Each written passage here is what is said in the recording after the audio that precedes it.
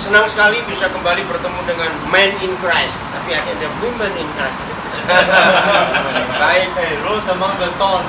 ya, thorns, who's the thorns? No. Young man. Oke, baik. Ada satu hal yang penting, maafkan saya kalau saya berkata pakai kalimat ini.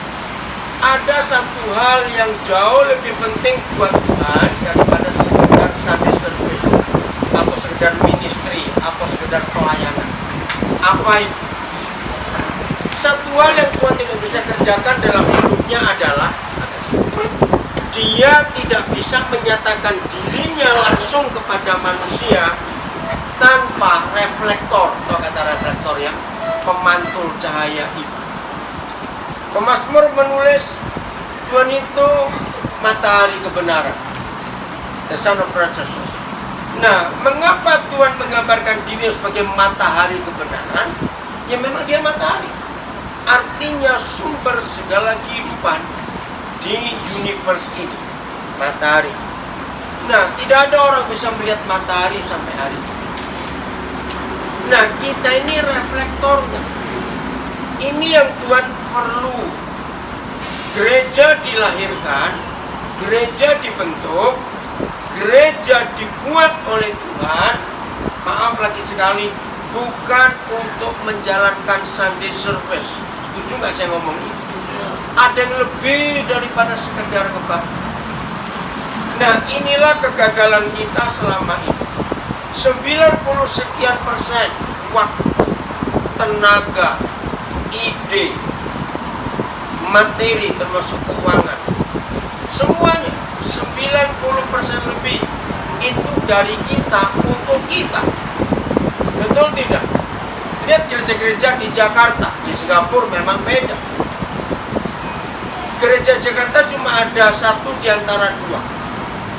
Kalau cicilan gedungnya belum lunas, maka tiap minggu gembalanya harus mengingatkan jemaat, jangan lupa bayar kreditnya. Terus begitu, betul tidak? Capek. Yang kedua, kalau gedungnya sudah lunas, maka saya bilang jangan lupa maintenance. Perbaikan AC, perbaikan WC, perbaikan tangga, perbaikan karpet, alat musik. Dan menyedihkan, di antara gereja-gereja di Jakarta, alat musik itu saling saingan. Mereka saling kirim spy untuk melihat, sana katanya dengar sound systemnya baru ya, merek apa itu, sebagus apa. Maaf saya berkata apa adanya. Ini yang menyedihkan.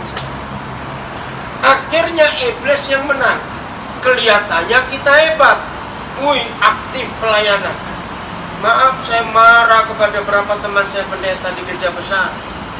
Berapa banyak diaken aktivis gereja diberi kesibukan dari Senin sampai Senin. Jakarta macet. Sebagian besar mereka pulang kerja nggak pulang ke rumah karena jauh, langsung ke gereja. Ada rapat ini, ada doa ini, ada segala macam. Apa yang terjadi? Maafkan saya, walaupun tidak semua tentunya. Berapa banyak anak-anak aktivis yang begitu aktif di gereja, hidupnya kacau. Jawab ya atau tidak? Karena nggak ada perhatian dari papa mama. Katanya ke gereja, katanya pelayanan. Nah, ini kan sebagai kemenangan iblis. Nah, mari kita melihat kembali apa yang Tuhan inginkan sebagai gerejanya, sebagai wakilnya di dunia ini, sebagai reflektornya. Supaya lewat kita, dunia itu tahu, oh ini Tuhan. Yusuf, contoh yang paling bagus. Firaun, sangat kafir, kalau saya berkata betul nggak? Farao, sangat kafir. Tapi luar biasa, ada Yusuf, sehingga diwakili. Maka itu ketika Yusuf tampil, apa yang Firaun katakan? Bagaimana kita bisa mendapatkan orang yang seperti ini?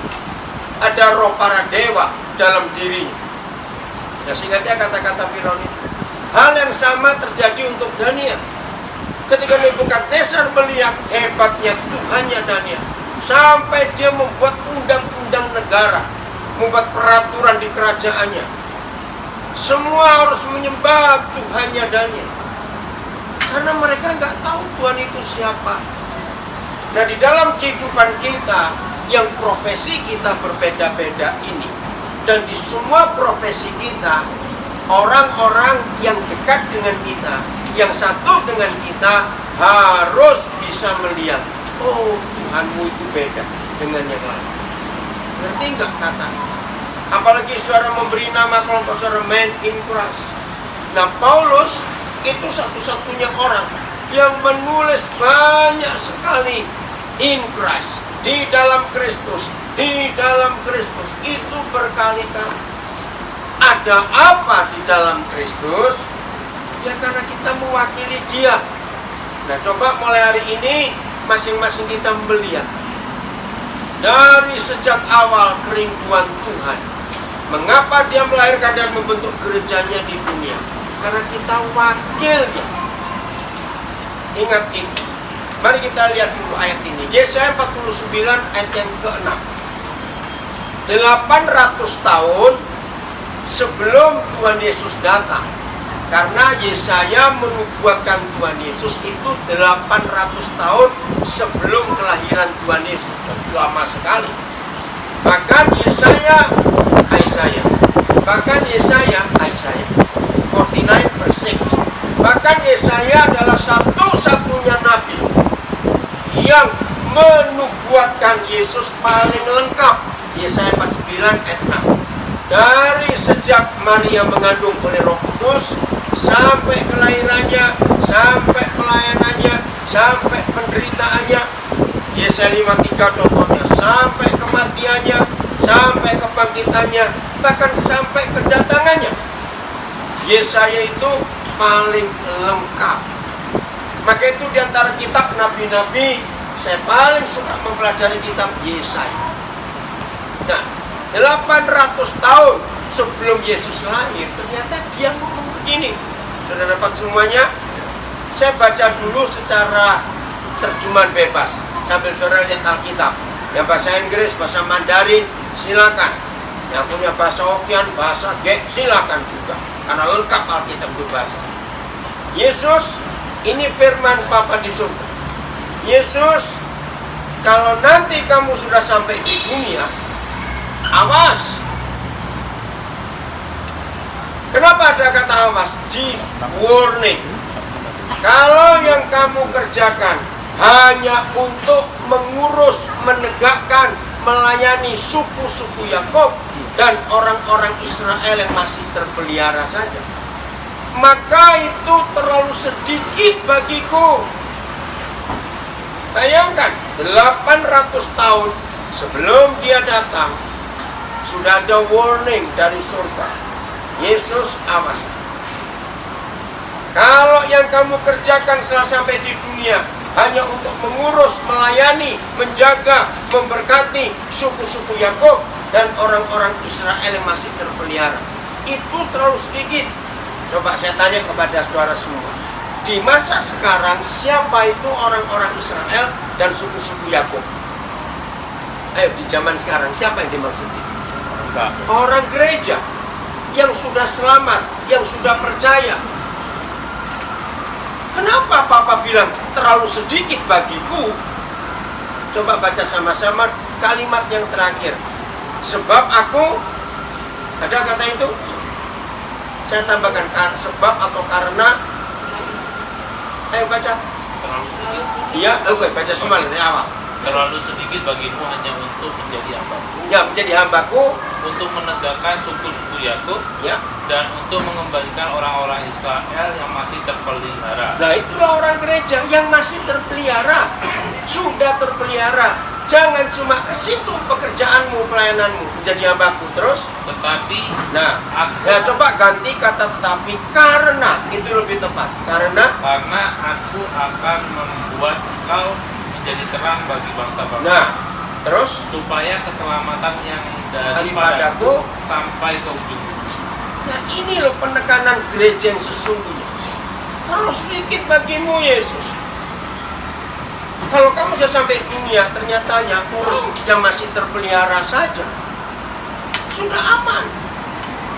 Nah, kalau saudara ingin jelasnya Yesaya 49 ayat 6, coba lihat ke Lukas 15. Ya, Lukas 15 mulai ayat 1. Di dalam Lukas 15 ayat 1 mulai ayat 1 sampai seterusnya ada 3 kisah, betul, yang hilang. Satu apa yang hilang? Domba. 2 apa yang hilang? Uang, dirham. 3 apa yang hilang? Anak yang hilang. Tapi semuanya happy ending, betul? Nah, penekanan Tuhan Yesus di Lukas 15 adalah kalau kamu punya 100 ekor domba, pada sore hari kamu ajak pulang ke kandang. Ternyata setelah kamu hitung, hilang 1. Masih ingat kisah itu?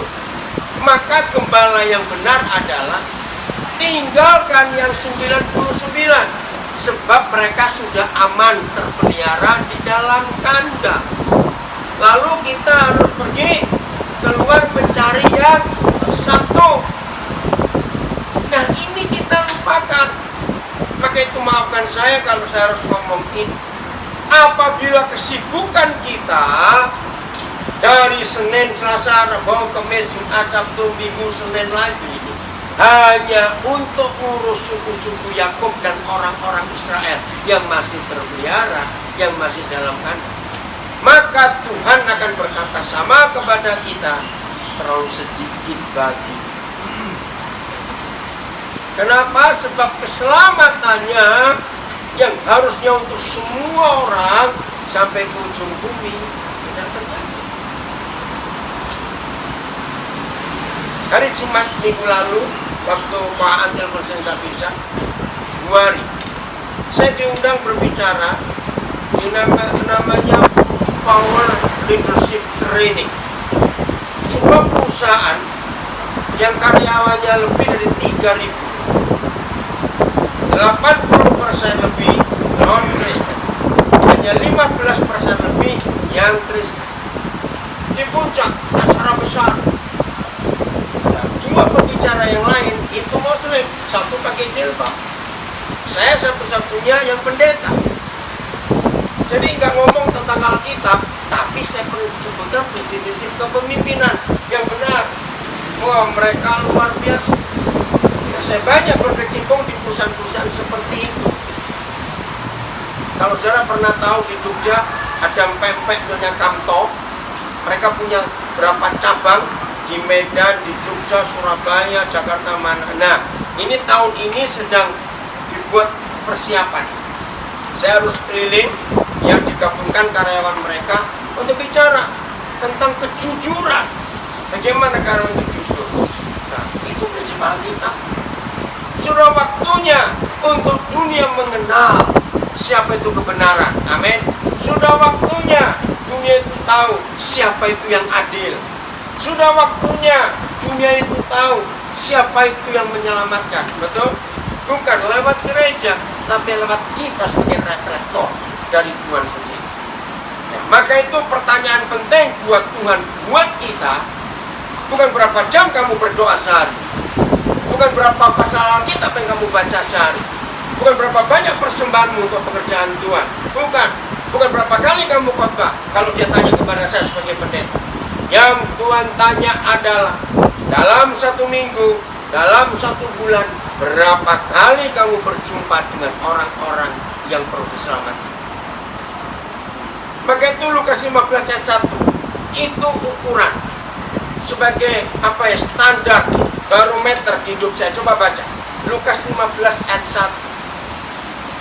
Biarlah masing-masing kita mengukur diri kita dengan ayat itu. Ya, silakan siapa aja boleh baca. Ya, para pemungut cukai dan orang-orang berdosa biasanya taat kepada Yesus untuk mengatakan dia. Ya. Para pemungut cukai dan orang-orang berdosa biasanya datang kepada Yesus untuk mendengarkan dia. Apa kata lain biasanya? Sering. Langganan. Apalagi sering, langganan aja cepat kata lainnya. Selalu, terus. Nah, ayo kita ingat. Zaman itu orang-orang berdosa dan pemungut cukai boleh nggak masuk ke bait suci? Jawab, boleh tidak?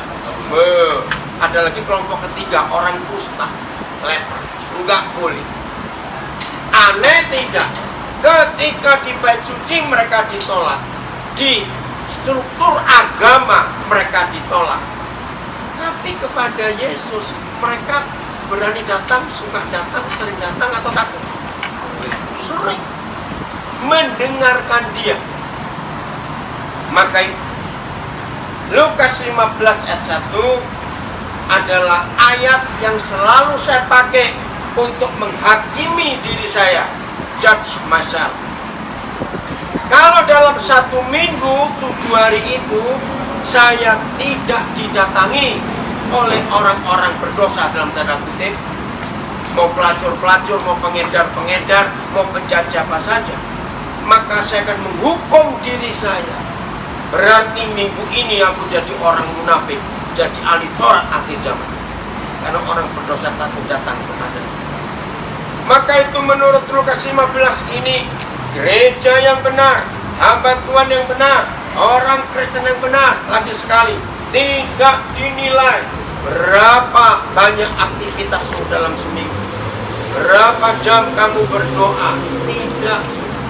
Yang Tuhan cari adalah berapa banyak orang yang perlu diselamatkan dan datang kepada kita. Itu ukurannya. Maka itu ayo mulai hari ini kita membawa diri kita. Oke? Pertanyaannya, bagaimana caranya? Betul, bagaimana caranya? Caranya gampang. Ya? Tidak ada orang lain di dunia kecuali Tuhan Yesus yang pernah berkata bahwa ada 4 kebutuhan dasar absolut, mutlak manusia butuh ini. 1, air, betul? 2, terang. 3, garam. 4, itu kasih, betul atau tidak? Ayo. Nah, Injil buat Tuhan Yesus itu digambarkan dengan 4 hal ini. Coba cari mana di dunia ada orang yang pernah berkata, akulah air hidup itu, selain Tuhan Yesus. Mana ada orang di dunia pernah berkata, akulah terang dunia, kamulah garam dunia, dan aku ini kasih. Tidak ada. Nah, dengan 4 hal itu tidak perlu pakai iklan. Setuju? Air itu nggak perlu diiklankan, garam itu nggak perlu diiklankan, terang nggak perlu pasang reklame iklan. Betul tidak? Coba jawab. Kasih juga tidak. Di mana ada orang yang punya 4 hal itu, orang datang atau tidak? Coba jawab. Orang cari atau tidak? Cari. Ini yang kita harus mikirkan baik-baik. Yohanes 7:38. Ini ayat dahsyat sekali. Saya akan coba ngitung.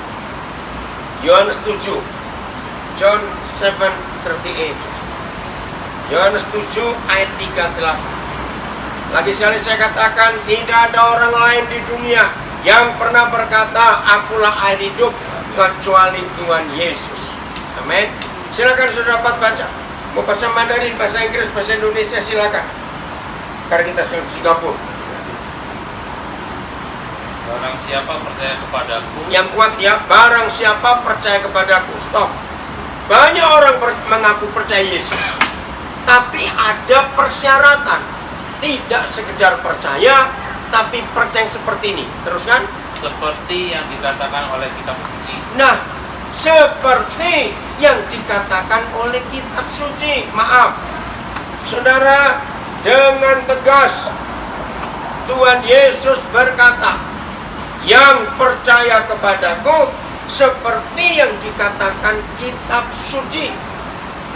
Wah, itu luas. Apa yang terjadi dengan orang itu? Lihat kalimat berikut. Dari dalam hatinya. Dari dalam hatinya akan apa? Akan mengalir aliran-aliran air hidup. Akan mengalir aliran-aliran air hidup. Jadi minimal ada berapa aliran? Minimal 2. Tapi lebih dari itu. Maaf, saya balik. Berarti yang mengaku percaya Yesus, tetapi nggak pernah ada aliran air yang keluar, berarti orang itu percaya, tapi tidak seperti yang dikatakan kitab suci. Inilah ayat kedua yang saya pakai untuk menghakimi hidup saya. Ayat pertama tadi Lukas 15 ayat 1. Kalau dalam 1 minggu tidak ada orang yang belum tahu Tuhan dan keselamatan tidak datang kepada saya, berarti ada yang salah di hidup saya. Ayat kedua yang menghakimi saya adalah Yohanes 7:38. Kalau sampai tidak ada orang yang cari air di hidup saya dalam seminggu ini, berarti air selokan, air got yang saya keluarkan. Berarti nggak istilahnya ini. Ayo kita mikir. Ya di Singapura nggak ada contohnya. Tapi ketika kita kembali ke Indonesia, entah dari daerah mana saja, ya, di antara kita ada yang paling terpencil, Pendeta David Gerson dari Toili, itu di peta nggak ada itu Toili. Nah, misalnya kita sedang jalan, bukan di kota, tiba-tiba naik mobilnya, AC mobil kita mati. Desa, di kampung betul-betul panas. Terus kita buka jendela karena nggak ada AC.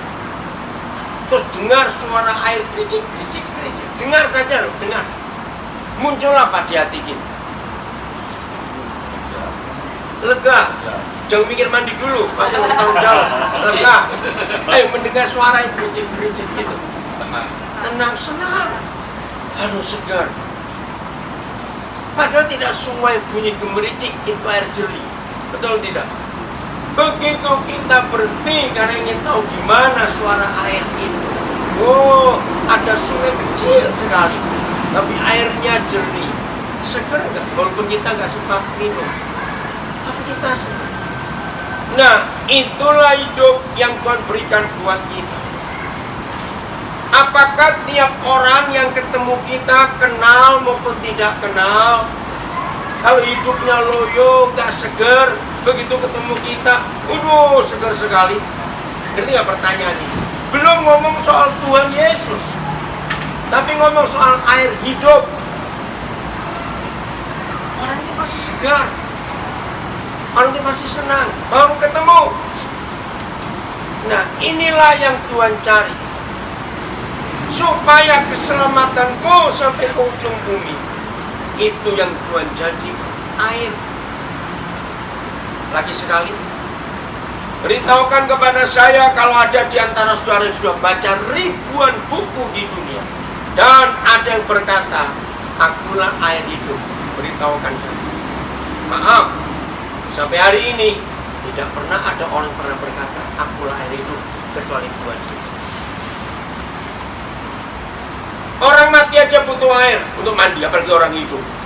Ngerti maksudnya? Maka itu kalau kita membawa air hidup sebagai Injil Tuhan, percayalah orang gak akan nolak. Saya cuma cerita, kalau tahun ini 46 tahun saya jadi penginjil, karena saya mulai nginjil tahun 72. Puji Tuhan, sampai hari ini saya belum pernah ditolak orang. Sebab saya nggak bicara soal agama dari orang itu, tidak. Inilah kerinduan Tuhan atas kehidupan kita. Ingat yang datang dengan saya minggu yang lalu, ada Daniel, ya, satu lagi ada Ivan. Ini anak saya dari New York. Ya, saya ajak mereka keliling akhir Desember lalu dari Jakarta ke Makassar tanggal 19 Desember. Pelayanan di Makassar tanggal 20, 21 ke Tondano. 22, 23 Desembernya kami ke daerah Talaut, ke kampung-kampung Melongwane, Lirung, Sere, Moronge, kampung-kampung kecil, naik kapal kecil. Nah, mereka lihat, itu pertama kali mereka lihat saya pelayanan ke kampung-kampung. Satu kali kami makan di sebuah rumah makan Jawa, bebek bakar. Ya. Pas lagi dilayani, Roh Kudus bicara pada saya tentang seorang dari pelayan restoran, namanya Ikram. Berarti dia apa kalau nama Ikram? Muslim, dia orang Bugis. Saya nggak kenal. Pas melayani, terus saya berdiri, saya tanya, namamu siapa?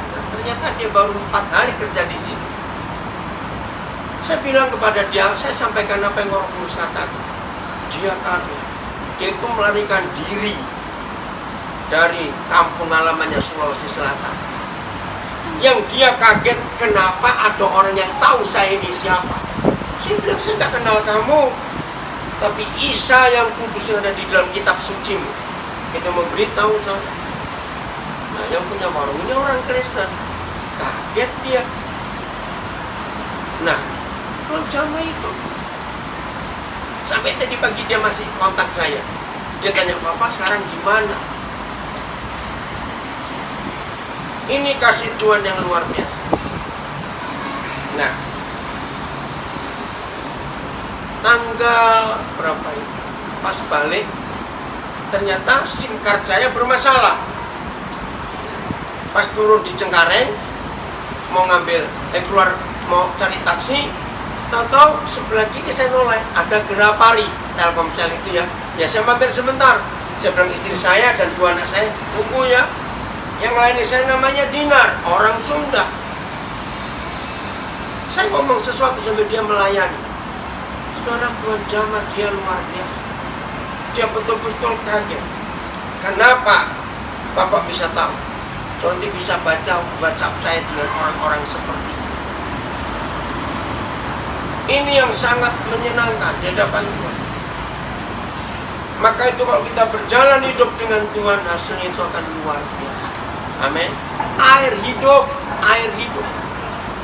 Nah, bagi saudara semuanya, para pimpinan perusahaan, sekecil apapun jumlah karyawan saudara, miliki hati yang rakus, tahu ya, kata hati yang rakus. Rakus apa? Untuk menyelamatkan mereka, bukan mengkristenkan mereka. Di luar jam kantor, berikan waktu untuk mereka bisa datang ke kamar saudara, ke kantor saudara, untuk bicara hati-hati, bukan bicara kerjaan, bicara keluarga, bicara kehidupan. Luar biasa. Nah, perusahaan yang kemarin saya cerita, yang minggu lalu ada training untuk kepemimpinan, itu setiap ada karyawan mereka bermasalah,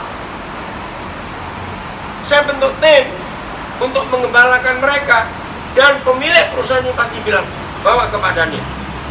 Nah, kami layani, kami ajari itu hidup benar, nggak bicara soal agama, nggak ngajak ke gereja ini, sampaikan kebenaran. Bahkan yang terakhir harus saya bawa ke Papua, dibiayai mereka, supaya mereka maksudnya belajar kehidupan. Bagaimana cara menolong orang lain?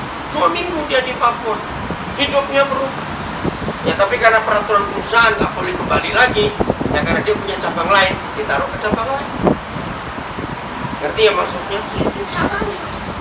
Salah mesti dipakai disiplin, karena itu perusahaan. Tapi setelah itu, keselamatan kita bagikan kepada dia. Apa sih arti hidup yang sesungguhnya?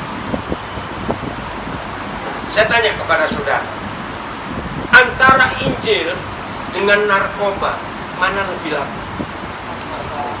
Jawab, mana lebih laku? Narkoba. Nah, aneh toh? Anehnya di mana? 4 perbedaan ini. Coba dengarkan 4 perbedaan. 1, mana yang mahal, mana yang gratis? Injil gratis, narkoba sangat mahal. Itu sabu-sabu harganya 1 gram sudah 2 jutaan loh. Saya bilang saya bandar, kok tahu harganya? Bukan, apa sih? Ya, karena saya banyak terlibat dengan mereka. Bayangkan, jauh lebih mahal dari harga emas, betul tidak? Dicari orang.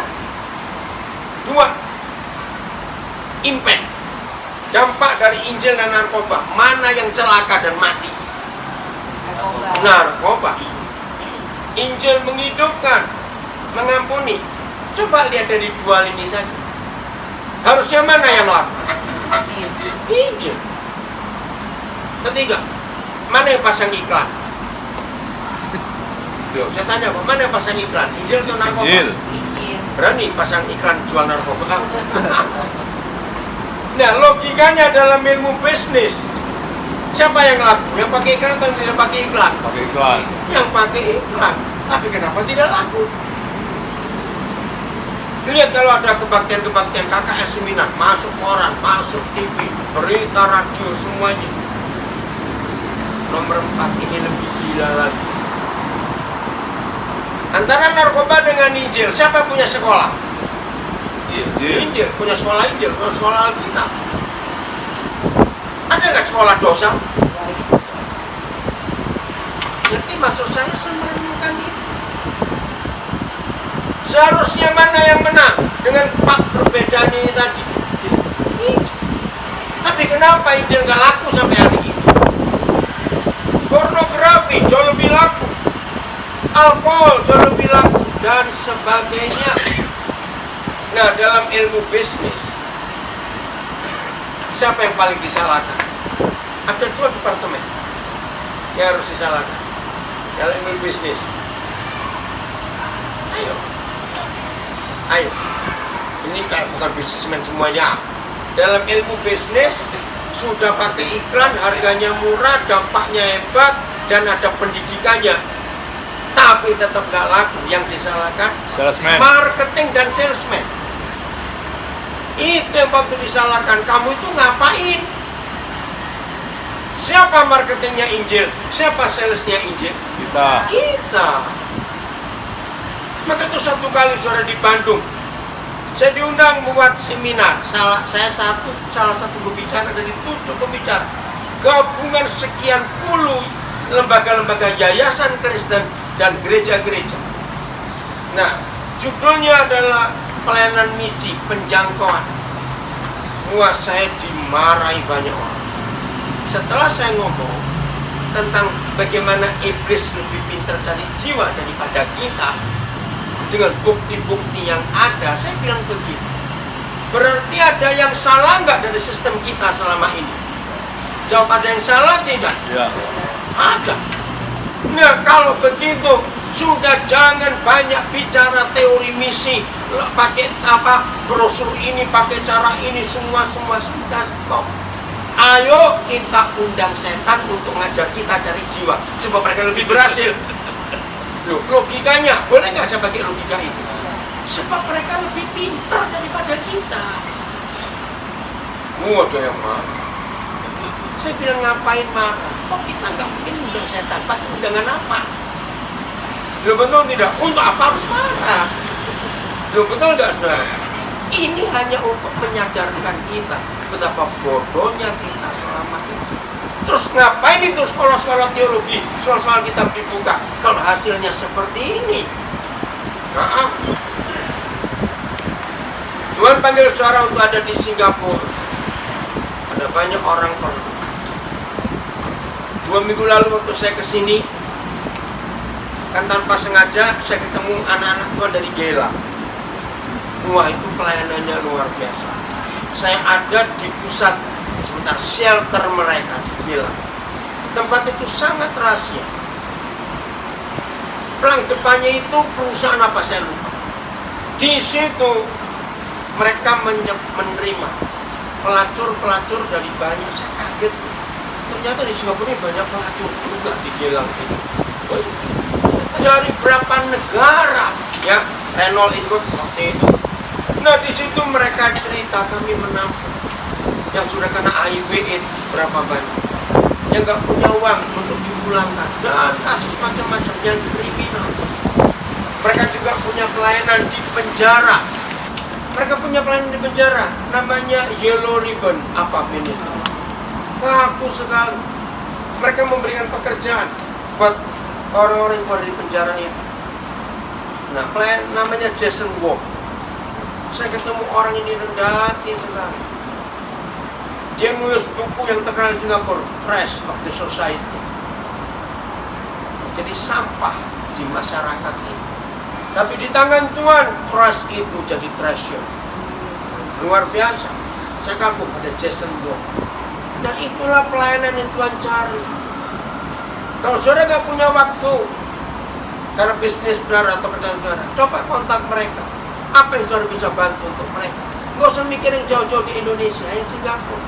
Saya tuh sampai nggak percaya bahwa di Singapura itu kriminal cukup tinggi juga. Saya pikir negara ini aman-aman. Tapi ketika 2 minggu lalu sampai di Gela, saya bilang ini luar biasa. Namanya shelter. Itu orang bisa makan. Mau jam berapa saja makan di tempat kita. Dan memang mereka sengaja buka di situ untuk menjangkau. Coba saudara pikirkan bagaimana. Puji Tuhan, CCC sudah banyak mission trip ke Jawa, kemana-mana. Lanjutkan pekerjaan Tuhan ini untuk memberkati saudara kita di daerah sana. Oke ya, ini kerinduan Tuhan atas kita. Maka itu kita harus mengurangi sebanyak-banyaknya kesibukan kita hanya di dalam gereja. Artinya begini, jangan jadi terang di tempat yang sudah terang. Setuju nggak saya ngomong ini? Jangan jadi garam di tempatnya garam. Ayo kita keluar. Airnya dari dalamnya akan mengalir aliran-aliran air hidup. Coba renung. Ngomong aja tiap kita punya 5 aliran. Aliran air itu hitungnya sekian liter per detik. Coba saudara mikir, mau berapa liter per detik dari satu aliran? Cepat sebut aja angka. Ayo, berapa liter kira-kira? Mau berapa liter cepetan? 5. Makasih Pak Gembala. 5. Berarti tiap detik masing-masing kita keluar berapa liter air? 25. Kalikan 60, 1 menit, cepetan. 60 kali 25 berapa? 1.500. Kalikan 60 karena 1 jam. 1.500 kali 60. Berapa? Komban. Gomban 90.000. 90.000 kauban. 1 jam. Kalikan 24. Loh, ngerti nggak itu cara gitu? Berapa kauban kali japsi? Ya banyaknya berapa, cepetan hitung. Teosa. Teosa. Lebih no teosa. No teosa. 2.300.000 liter dalam 1 hari. Ingat, aliran-aliran ini nggak pernah mampet. Enggak, amin. 1 minggu berapa? 1 bulan berapa? Maka itu kemana saja kita pergi, kalau kita percaya Tuhan Yesus seperti yang dikatakan kitab suci.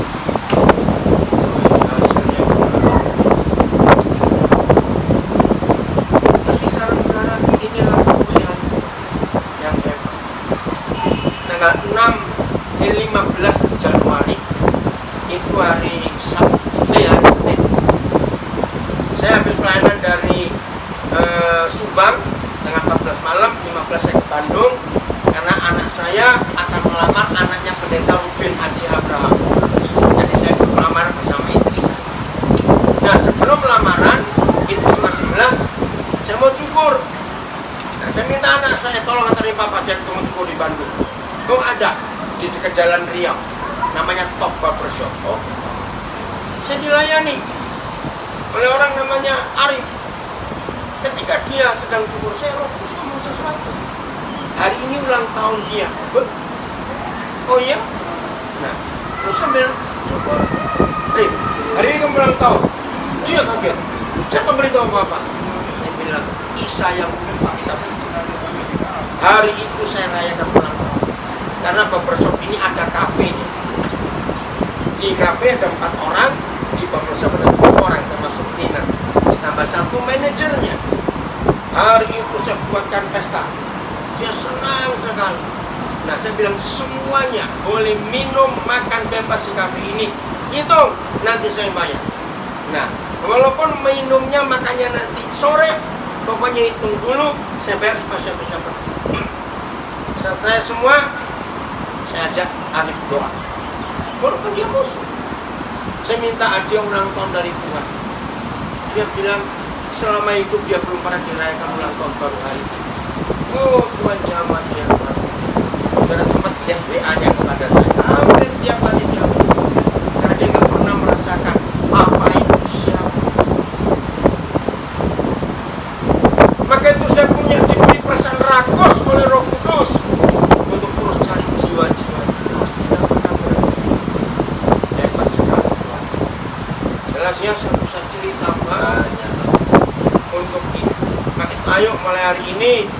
kita betul-betul menyiapkan untuk jadi berkat. Amin. Jadi itulah air itu. Dua terang. Ingat, tidak ada orang lain di dunia pernah berkata, akulah terang dunia, kecuali Yesus. Betul? Nah, terang. Tidak semua kita pernah hiking, ya, nggak semua kita pernah climbing, naik gunung atau jalan ke hutan, nggak pernah. Tapi kita bisa bayangkan, kalau suatu hari kita sedang di sebuah hutan, di sebuah gunung, ternyata ada kesalahan teknis, lampu yang kita bawa mati, gelap, kita nggak bawa GPS juga, kita nggak tahu kiri kanan ini kemana, atau dari kejauhan lihat ada nyala api, mikir apa? Begitu cuma lihat api saja, terang, mikir apa? Selamat, betul. Mikir apa lagi? Hope, harapan. Kenapa? Ayo, kenapa begitu lihat nyala api langsung tenang melihat harapan? Sebab kita tahu nggak ada harimau bisa nyalakan api, apalagi monyet. Ngerti maksudnya? Berarti kalau ada api pasti ada manusia. Kita dekati, sudah nggak ada harapan. Ya cuma itu. Masuk kita lari. Sekalipun kita tahu itu kelompok perampok, ayo jawab. Kita balik atau kita datang? Walaupun kita tahu itu perampok, misalnya, ini ngomong jelek aja, cepat. Datang, sudah nggak tahu apa-apa. Saudara, ketika Roh Kudus beri sehat, gambaran itu saya bersih. Kalau kita ini terang, ketika semuanya gelap, orang pasti cari terang itu atau tidak? Itu jawab, orang pasti cari terang itu atau tidak? Maka itu maafkan saya kalau saya harus berkata, ayat itu menghakimi saya. Kalau dalam satu minggu gak ada orang yang dalam gelap cari terang yang ada di saya, berarti terang saya sedang mati. Betul tidak? Ada yang salah dalam hidup ini. Ini salah satu alasan kenapa saya tidak pernah ingin punya mobil, walaupun saya bisa beli mobil, maaf. Sebab selama saya hidup, saya berkata kepada Tuhan, saya akan tetap naik angkot public transport. Kenapa? Di situ saya bisa menyatakan terang, menyatakan air itu. Oh, kalau saudara ikut saya naik taksi, pasti punya pengalaman ini. Apalagi dengan anak-anak saya. Semua sopir taksi yang saya naiki dengan anak-anak saya, apalagi kalau tidak saya ikut, mereka itu heran. Sebab anak-anak saya kan warna kulitnya beda-beda. Dan di taksi itu kami akrab, cerita papa, mama. Sopir taksi pasti tanya, ini anak bapak ibu semua? Jawabannya, saya bilang, kamu kira aku punya istri banyak, kok anaknya lain-lain? Dia tertawa. Kenapa bisa akrab kalian itu? Kenapa? Nah, di situ kesempatan itu yang terbuka. Nah, saudara yang mengagumkan, saya dengan anak saya punya pengalaman itu enggak? Berapa kali sopir taksi itu begitu saya bayar, ternyata dia yang turun sopirnya. Maaf, saya cuma cerita. Berapa kali ada yang minta, Pak, boleh nggak Bapak peluk saya? Bayangkan sopir taksi. Sebab selama dalam taksi itu dia merasakan suasana kasih. Anak-anak berbeda-beda warna kulit. Ya saya peluk, karena dia minta dipeluk, karena dari kecil dia nggak pernah merasakan Bapak. Itu luar biasa. Maka kalau ada terang, ada air, orang gak akan bisa menolak. Itu fakta dalam hidup. Maka itu ayo kita jadi terang. Ketiga, garam. Tidak semua orang perlu gula. Betul? Tapi garam itu mudah, walaupun gak harus banyak. Kenapa dia berkata garam? Kenapa gak bicara yang lain? Ada dua utama fungsi garam. Satu, memberi rasa, otomatis kesehatan juga kalau perlu. Kedua, garam itu satu-satunya benda yang dua ciptakan yang mencegah pembusukan. Kenapa dari jongkok semuanya diasin, ikan asin, sayur asin, buah asin? Supaya awet. Belum ada kulkas. Jadi mangkok kita dulu Tiongkok itu pintar, supaya nggak busuk, kasih garam. Nah, itu kekuatan garam. Berarti di mana ada kita, di situ dosa nggak bekerja. Betul tidak? Karena pembusukan itu bicara tentang dosa yang merusak hidup. Yang ketiga kasih. Yang keempat kasih. Tidak ada buku selain Alkitab yang bicara tentang kasih, love. Semua buku di dunia, semua lagu di dunia itu tentang lust, cinta. Beda loh. Cinta dengan kasih itu beda. Love and lust itu beda. Saya tidak pernah menyetujui kisah Romeo and Juliet itu love story. Bohong, itu sad story, termasuk Samping Time. Kenapa sad story? Karena bukan happy ending, sad endingnya itu. Lo betul tidak? The greatest love story itu Lukas 15. Kok nggak ada yang ngamen? Karena begitu besar kasih Bapa akan dunia ini. Itulah the greatest love story. Karena happy ending. Betul? Kita harus menyatakan ini kepada dunia. Jadi saya bersyukur kepada Tuhan sampai hari ini. Kalau saudara lihat konteks saya, kenapa saya harus punya 4 nomor HP? Supaya kontak orang-orang dengan provider yang sama itu jadi mudah.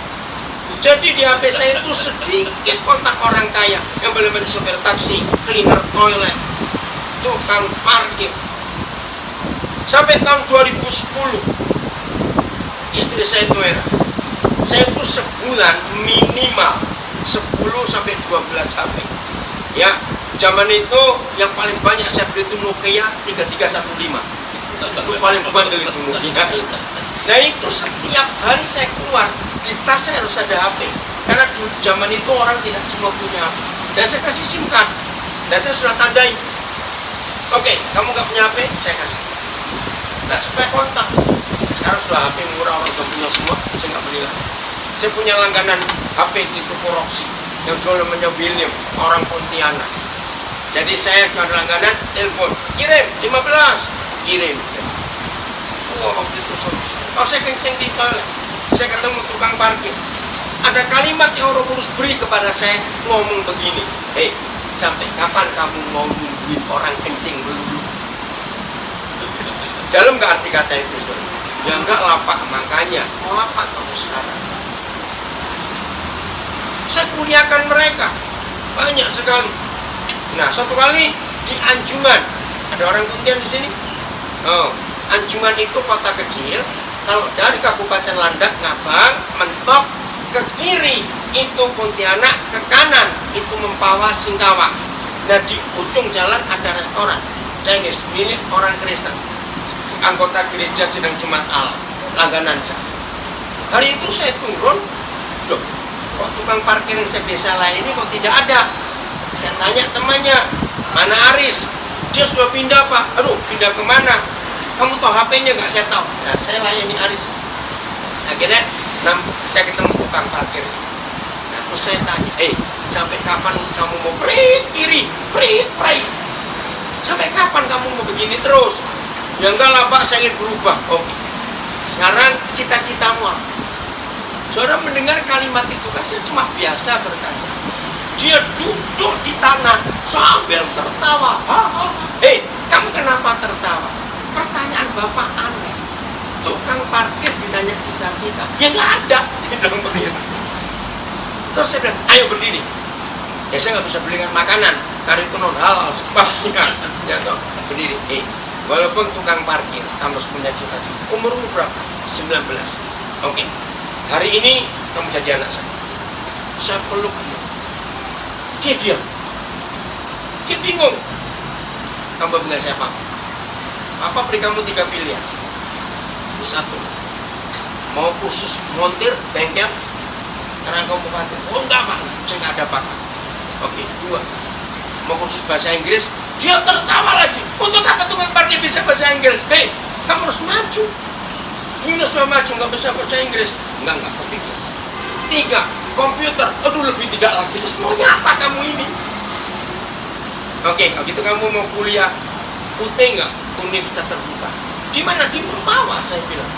Sekarang dia kuliah. Ayo kita beri harapan untuk orang tua. Kasih. Maaf, saya tidak tahu siapa pernah punya pengalaman.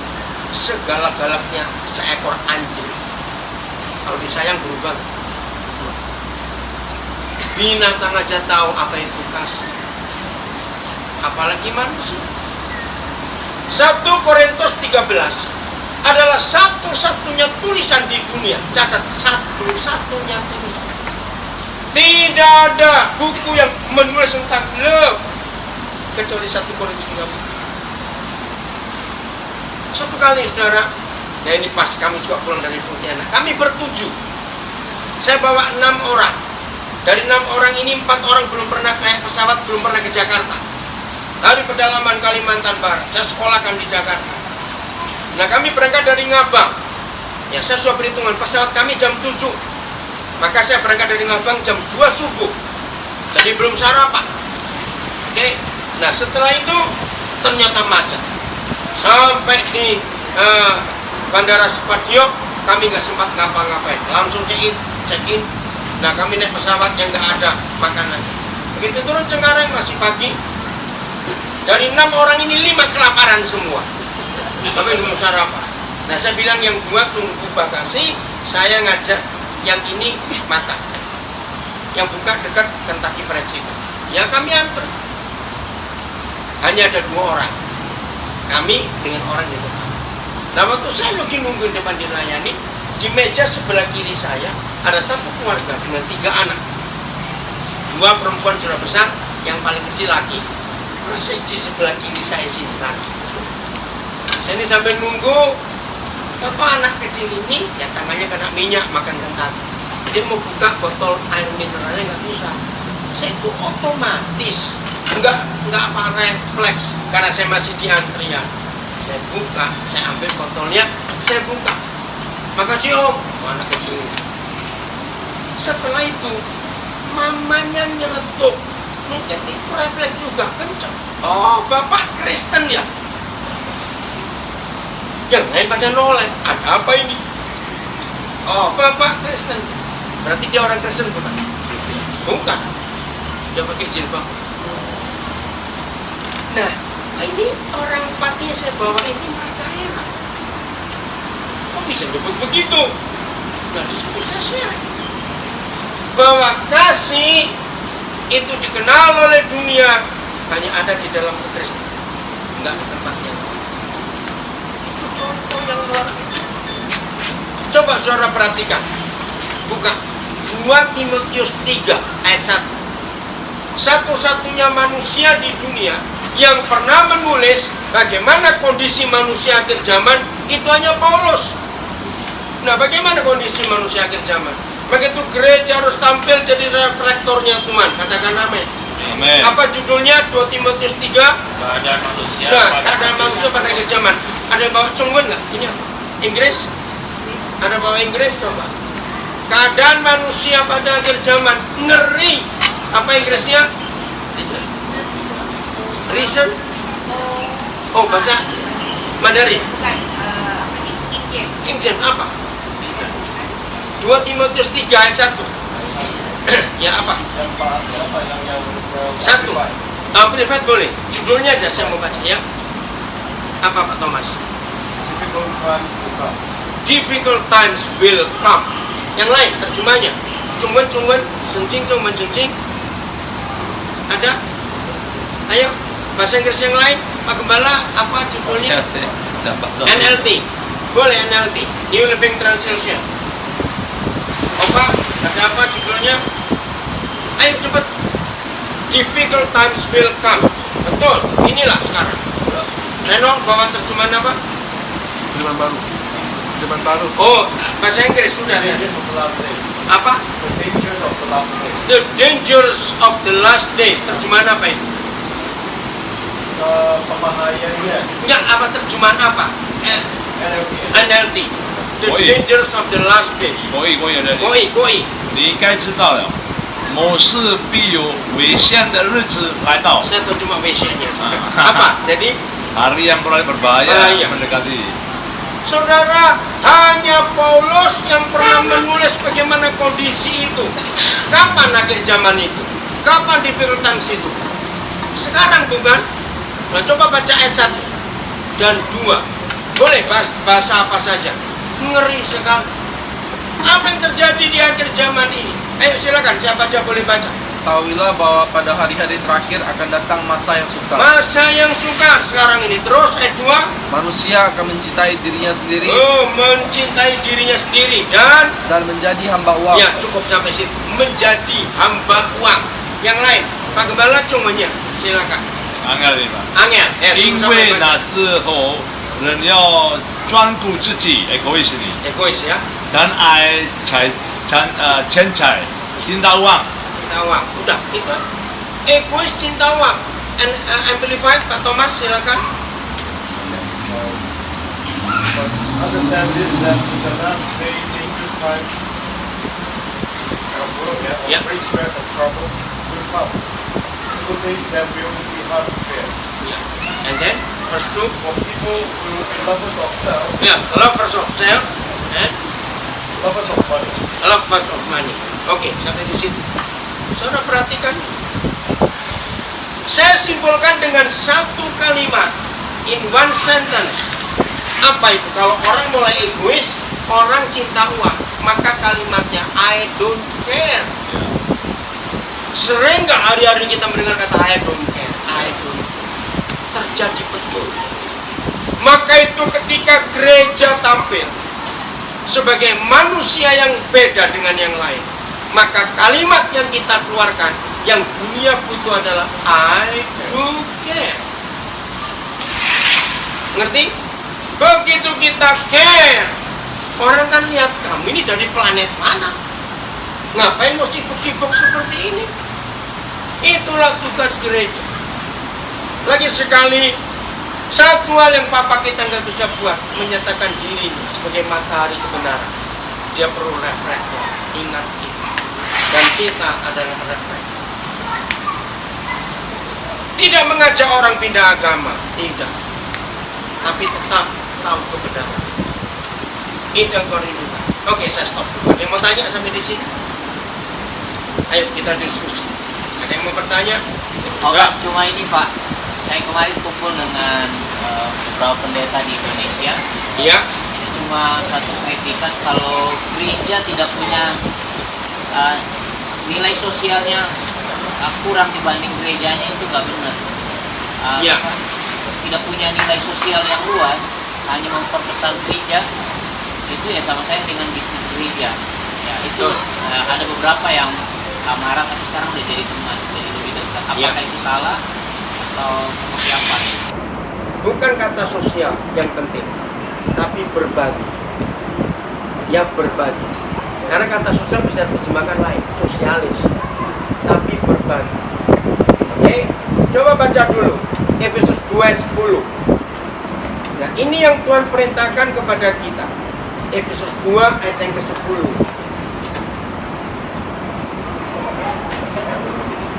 Ya, ayo dibaca. Karena kita ini buatan Allah, Ya, made in surga. Terus diciptakan dalam Kristus Yesus moldingnya Yesus Kristus. Berarti kita model siapa? Kalau cetakannya Kristus Yesus, kita jadinya Kristus Yesus. Terus untuk melakukan pekerjaan baik. ya, untuk melakukan pekerjaan baik. Ini Injil. Maaf, kalau hanya sekedar perbuatan baik, saya harus mengaku tidak ada pribadi di dunia ini selain Sang Buddha Gautama yang mengajarkan kebaikan. Betul tidak? Kalau mau belajar buat baik, belajar dari Sang Buddha. Kita kalah. Saudara dengar di kelompok Buddha suci, itu luar biasa. Maka itu kalau kebaikan kita nggak bisa lebih daripada mereka, nggak ada arti. Maka itu yang Tuhan katakan. Kita ini buatan surga, made in surga, diciptakan dalam Kristus Yesus untuk melakukan pekerjaan baik yang Dipersiapkan Allah. nah, dipersiapkan Tuhan sebelum kita lahir. Dan Dia mau apa? Supaya kita hidup di dalam. Nah, Dia mau kita hidup di dalamnya. Di dalam apa? Di dalam moldingnya untuk berbuat baik, menyatakan kasih, terang, garam, dan air. Bukan cuma sosial, lebih daripada itu. Injil harus diberitakan. Oke, yang lain? Ada lagi? Ayo Ronaldo. Baik. Ayo. Ah, Vanessa. Peserta wanita harus bertanya. Iya. Oke, pada saat kita kan sudah tahu kebenaran Iya. ya. Misalnya kita ngomong sama orang, mereka mungkin punya prinsip yang lain.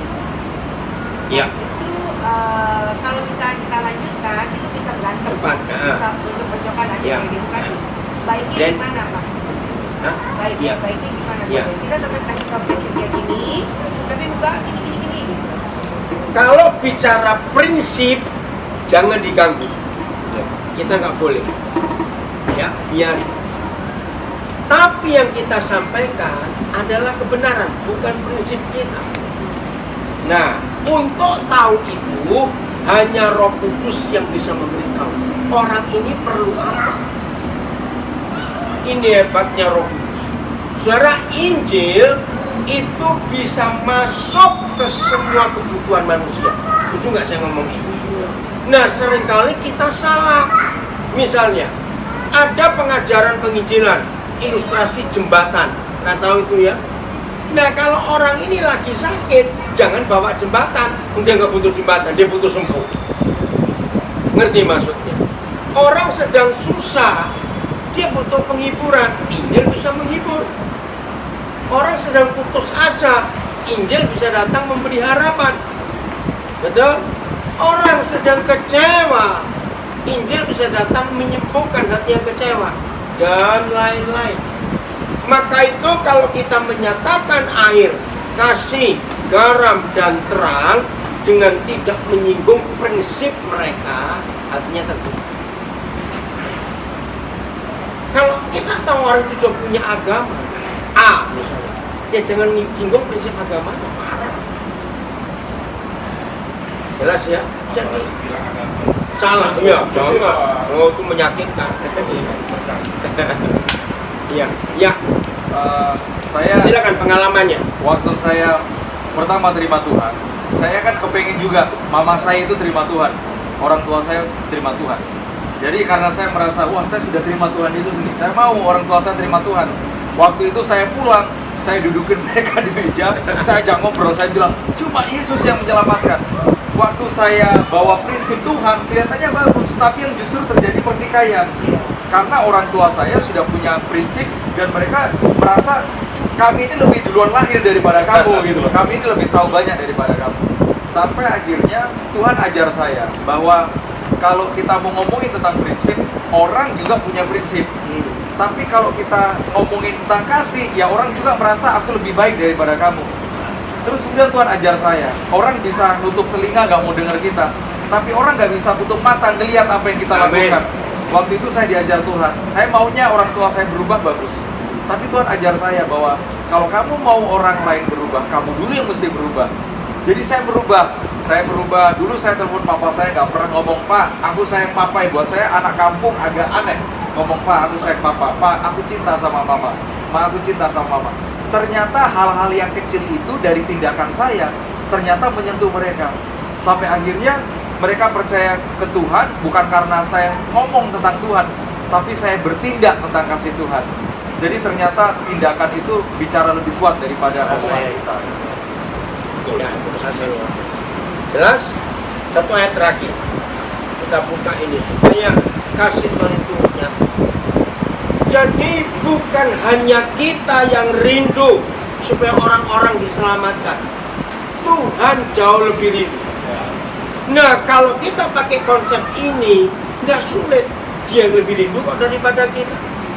Masalahnya kita mau berbagi atau tidak. Dengan waktu atau tidak. 1 Timotius 2 ayat 4. Tidak ada kehendak lain dalam dunia ini kecuali yang satu. 1 Timotius 2 ayat 4. Silakan 3 bahasa, Inggris, Mandarin, Indonesia. Ya, Aan baca bahasa Indonesianya, Pak. Yang berarti supaya semua orang diselamatkan dan memperoleh pengetahuan akan kebenaran. Yang mengendaki supaya semua orang diselamatkan, bukan dikristenkan, untuk memperoleh pengenalan akan kebenaran. Who is the truth? Jesus. Siapa kebenaran itu? Inggrisnya? Ayo. Who wants all Ya, who wants all people to be saved to be saved? and to come to a knowledge of the truth. Ya. To come of a knowledge of the truth. 中文呢？那也以完人的万人呢？明白真道，道理道，benar. Tahu. Tahu. Jadi bukan kita. Ternyata Papa di surga yang jauh lebih tinggi. Orang diselamatkan. Berarti ada kekuatan nggak? Ada kekuatan yang mendorong kita. Yang penting jangan singgung agama. Nyatakan 4 hal itu, orang pasti mungkin. Selamat jadi pelaku firman. Amin. Selamat jadi gereja operatornya Tuhan Yesus. Puji Tuhan. Ya, Pak Gembala lanjut. Baik. Ada lagi, ada tutup.